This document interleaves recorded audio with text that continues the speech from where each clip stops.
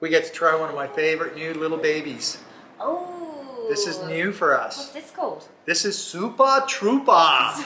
True. Did you get the name from the song? So a bit of the ABBA. There's also a Canadian movie called Super Trooper that plays off. It's a little bit of a spoof, so it ties in all of us. It really came down to the fact that when I was actually looking at doing a Shiraz Cabernet on the bench and talking to everybody, I got all the staff involved and we were tasting these wines. Anna's husband, Brett, the real husband, he actually bought a troop carrier. And that is what's actually on the front of the bottle is this troop carrier. And it was kind of cool because I was having a bit of a nudge with Anna and going, oh great, another vehicle. And it's like a Troopie. It's dependable. It'll go anywhere. It'll last forever. It does everything. It's the dependable thing to go on. I'm like, that's a great name for this wine. Because this is what it is, the Shiraz Cabernet, which to me as a Canadian was classic Aussie. I mean, Shiraz is not Australian. It's our workhorse. But what is truly Aussie? Sparkling Shiraz and Shiraz Cab blends. It's our claret. It's a classic Aussie claret, where you get that lovely surfboard of Shiraz and the structure of Cabernet working together in harmony, making a really balanced, medium-bodied, let's say Bordeaux-esque, not to play to the old world. This is our own take on it. It's a blend that offers something for everybody. It's a no-brainer. And we launched with the 2018 vintage with this, and I am so excited about it. It is something that I've been wanting to do for a long time. 2018. But you know, as well as I do, what do we not worry about? Vintage. Vintage. We will not bottle it if it doesn't meet our quota. Just look at it. It's not really deep and heavy and dense. It's going to be a little bit easy drinking, more elegant. Yeah. You don't want these full-bodied reds all the time. You want something that can actually handle a bit of a chill.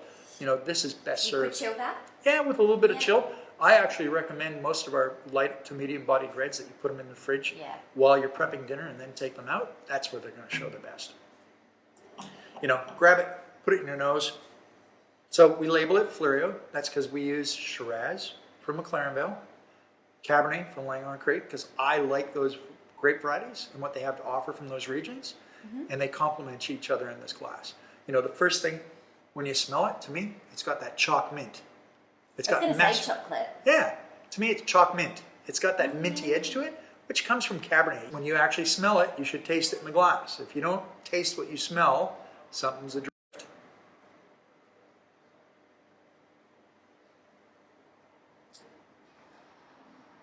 So can you pick out where the Shiraz is and where the Cabernet is? Kind of blends really nicely together. And that's what we want. It's very smooth. It's that harmony. It's that perfect joint where you can't tell what's coming from the Shiraz, what's coming from the Cabernet. I want you to see a seamless integration of those two wines. One of the greatest analogies that was always told to me with Shiraz is that it's like a surfboard. It's got these big rails of juicy fruit, and it's about getting that length and persistence. Cabernet is like structure. It's the timber frame of a house. It's what holds it up. So what I try and do is lay down that structure with the Cabernet, and we blend that Shiraz in to help fill it in and round out that palate. But that lovely sort of cola berry and black cherries, that Choc Mint in the glass. I was going to say the Choc Mint's really kind of popping it out now. Yeah. But I mean, it's medium bodied. You taste it. It's not lingering for a long time. It's got some persistent finish and lovely tannins that are long string. They're not bitter and grippy. You know, it's just malleable is the good word, I guess. You want to chew them, but imagine having a good piece of steak with this or a little bit of protein. Even, you know what's really good with this I love? Helen does fried halloumi with fresh lemon and fresh oregano. I haven't eaten so much fresh oregano in my entire life, but when she did that, with that, the oregano in there picks up that herbal base of the Cabernet, and the lemon, you'd think it would fight with this wine, but it helps build with it. It's wickedly good. It is excellent. This has less than 2 grams of sugar. It is bone dry.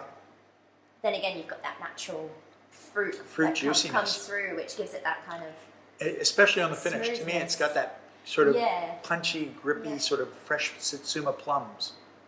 No, I love this. I think it's a great little wine. I'm happy. It's our launch. It's the benchmark that we've come out with to make this wine. How much does that sell? This is actually going to be our entry-level red. So, you know, it's not cheap. Perfect. We don't make cheap Yeah. wines. We make Yeah. wines that over-deliver at price point. Yeah, but this would retail for $25 a bottle. It will benefit from a bit of airing. Our wines last longer. Like you can have half a bottle, leave it the next day and drink it again.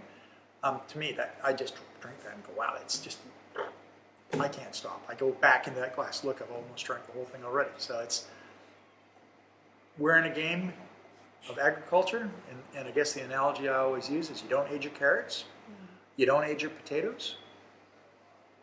If you want that, you take it home and age it. And if you're patient enough to wait, I make my wines that they look great for the first 5 years in this standard, and under screw cap, that's where they'll take the next stage of life. You know, 5 to 10 years, it'll evolve a little bit more. But we've looked back all the way to our first vintages at 2003, and they're still drinking fantastically well. But for me, it's that all-rounder. Like, what do you want to serve? Have that, because Cabernet people will love it. Shiraz drinkers will be really happy. Someone that wants to have a Sangiovese, it's got tannin structure. Everyone. It's an all-rounder.